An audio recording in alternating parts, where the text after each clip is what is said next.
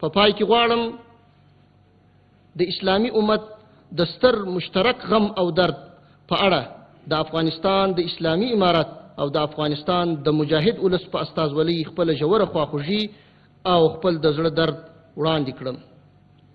په غزه کې چې د غاصبو اسرائیلو له لوري کوم ظلم، وحشت او قتل عام روان دي، دا د نړۍ په تاریخ کې کمساری دي.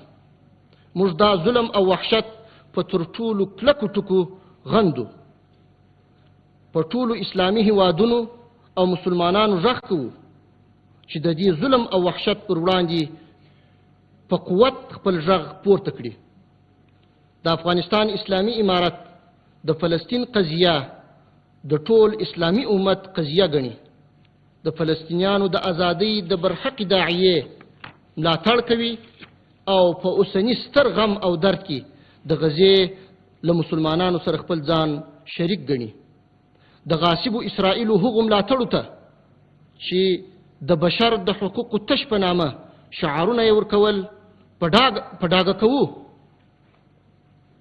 چې ستاسو اوسنی سیاست د غزې د مسلمانانو په حق کې له دوه مخیتوب او ظلم څخه ډک دی. تاسو باید له دې ناوړه سیاستونو څخه لاس واخلئ او له بشریت سره دا کلکه دښمني پرېږدئ.